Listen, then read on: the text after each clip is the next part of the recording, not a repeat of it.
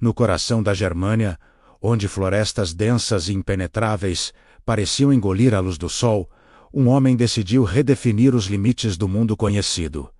Estamos em 55 a.C. Para as legiões de Roma, a margem do rio Reno não era apenas uma fronteira geográfica, era o fim da civilização. Do outro lado, viviam tribos que os romanos viam como a encarnação do caos, os germanos, mas para o general que os comandava, Júlio César, aquela fronteira não era um limite, era um desafio. Enquanto seus legionários hesitavam, aterrorizados pelos contos de guerreiros selvagens e florestas assombradas, César olhava além, com uma determinação fria em seus olhos. Ele não via apenas um inimigo a ser derrotado. Via uma oportunidade para demonstrar a superioridade de Roma, não pela força bruta, mas pela engenharia, pela disciplina e pela mente. Aquele rio, o Reno, se tornaria o palco de uma das maiores demonstrações de genialidade militar da história. César não estava ali apenas para lutar. Ele estava ali para provar que nem a natureza,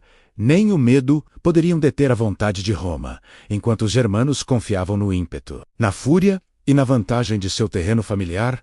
César confiava naquilo que era imutável: a engenharia e a disciplina romanas. Sua maior arma não era a espada, era a mente. Na quietude de sua tenda, iluminada apenas pela chama brusuleante de uma vela, ele não planejava apenas batalhas, ele desenhava o futuro. A ordem era clara: cruzar o Reno.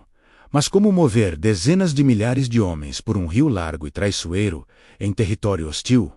A resposta de César não foi construir barcos, foi domar o próprio rio. Em apenas 10 dias, um feito que parecia impossível, seus engenheiros e legionários construíram uma ponte robusta de madeira sobre o Reno. Cada viga, cada pilar, era um testamento à organização e ao método romano. Essa ponte não era apenas uma passagem, era uma mensagem psicológica. Dizia aos germanos: nós podemos chegar até vocês quando quisermos. Não há onde se esconder do outro lado.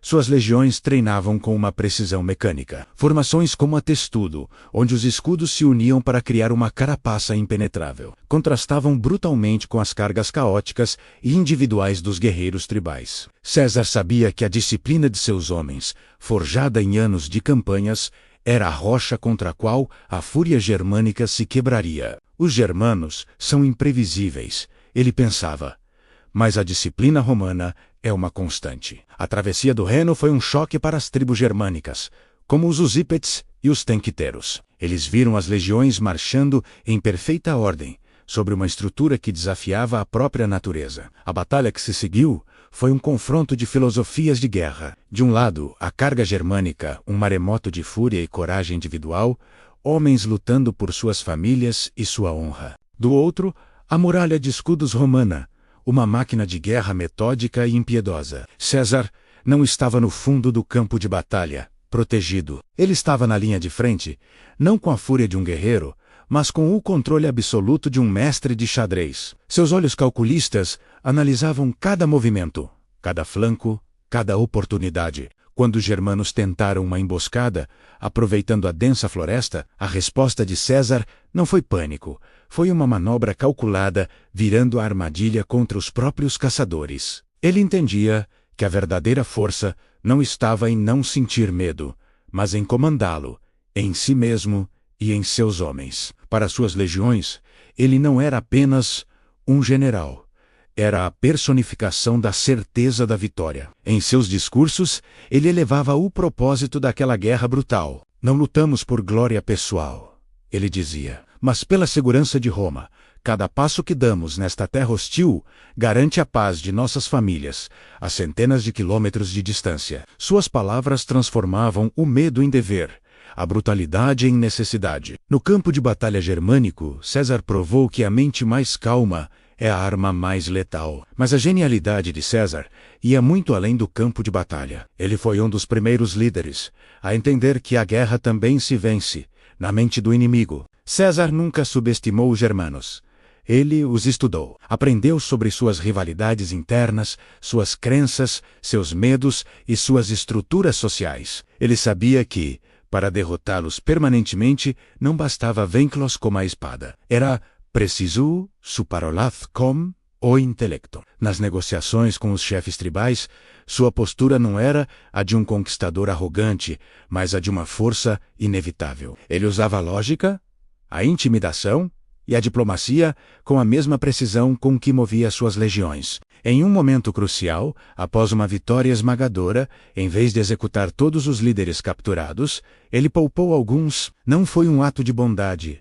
Foi uma misericórdia calculada, um gesto para mostrar que ele tinha o poder da vida e da morte e escolhia a clemência, criando divisões e semeando a dúvida entre as tribos que poderiam se unir contra ele. Ele compreendeu a cultura germânica para melhor explorá-la, usando suas próprias tradições e rivalidades contra eles. Foi dessa profunda análise que nasceu um de seus mais famosos insights.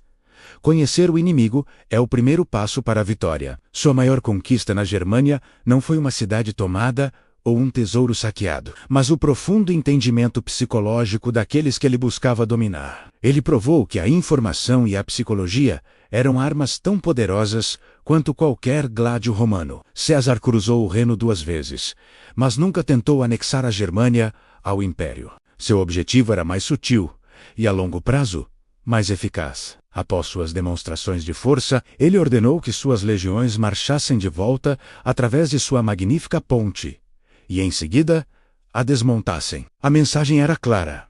Roma poderia cruzar quando quisesse, mas não precisava ficar. A fronteira estava estabelecida não por muros, mas pelo medo e pelo respeito que ele havia instilado. Ele não conquistou a Germânia, mas estabeleceu um limite que definiria a Europa pelos próximos 500 anos. Às vezes, impedir a derrota é a maior das vitórias. De volta a um ambiente seguro, César começou a ditar sua própria lenda. Em seus comentários sobre a Guerra Gálica, ele narrou suas campanhas, não apenas como um registro histórico, mas como uma obra-prima de propaganda política. Moldando sua imagem para as gerações futuras e para o Senado em Roma, ele se transformou de comandante em lenda viva. O legado de suas campanhas germânicas foi profundo. A fronteira do Reno se tornou uma barreira psicológica e militar que protegeu a Gália e o coração do Império por séculos. Até a queda de Roma, as campanhas de César na Germânia não foram sobre conquista territorial, mas sobre o estabelecimento de limites,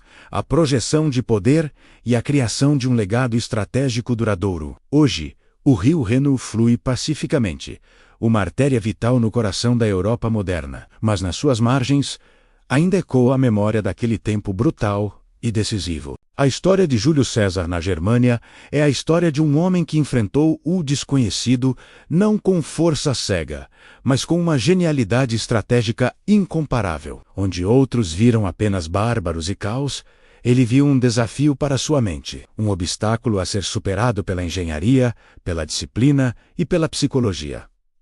Ele não apenas lutou contra um inimigo, ele redefiniu a própria arte da guerra. A sombra de suas águias ainda se projeta sobre a história, lembrando-nos que os limites mais difíceis de superar são aqueles que existem em nossa própria mente. Obrigado por assistir. Se você gostou de mergulhar na história romana, não se esqueça de se inscrever no canal e ativar as notificações para mais vídeos. Até a próxima!